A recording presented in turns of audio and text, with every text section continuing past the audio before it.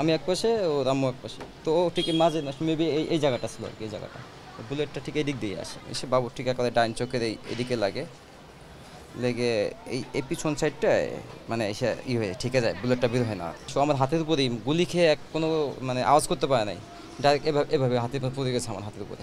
গ্রামের বাড়িতে আহাতকে চিরঘুমে রেখে ওই ঘরে ফিরেছেন বাবা আবুল হাসনাত শান্ত।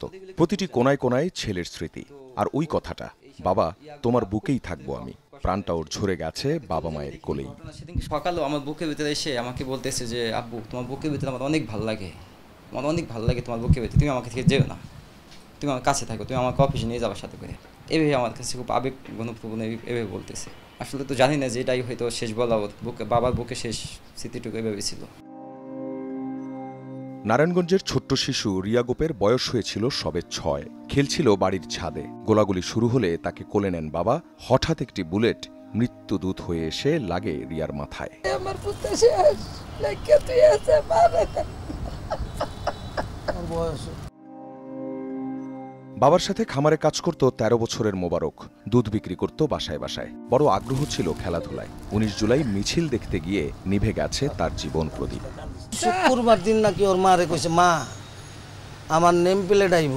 ও ছেলেটা খেলাধুলা করতো, নেম প্লেট আইব, নেম প্লেট তো বোঝে না ওর মায়। নেম প্লেট আইলো, আমার ছেলের ডেথ সার্টিফিকেট আর মেডিকেলের সার্টিফিকেট আর আজিমপুর গুরুস্থানের সার্টিফিকেট স্যার। আল্লাহ সার্টিফিকেট আইছে, আমার বলার নেম প্লেট আইছে। টিয়ার শেলের ধোঁয়া ঘরে আসছিল, তা ঠেকাতে জানালা বন্ধ করতে যায় 11 বছরের সামির। তখনই একটি গুলি এসে বিদ্ধ করে তাকে। ঘরেই মৃত্যুর কোলে ঢলে পড়ে 5ম শ্রেণী পড়ুয়া শিশুটি। 20 জুলাই বিকেল টিয়ার শেলের গ্যাসে রাজধানীর চিটাগাং রোড এলাকা ধোঁয়াচ্ছন্ন। খোঁজ পাওয়া যাচ্ছিল না 10 বছরের হোসাইনের। রাতে ঢাকা মেডিকেলে লাশের স্তূপের নিচে পাওয়া যায় তার মরদেহ। 18 জুলাই নরসিংদীতে গুলিবিদ্ধ হয়ে প্রাণ যায় 14 বছরের তাহমিদের। 9ম শ্রেণীতে পড়ত সে। 16 বছরের নাইমা উত্তরার বাসার বারান্দায় উদ্বিগ্ন মায়ের সাথে দাঁড়িয়ে দেখছিল কি হচ্ছে বাইরে। কিছু বুঝে ওঠার আগেই গুলি এসে লাগে তার গায়ে।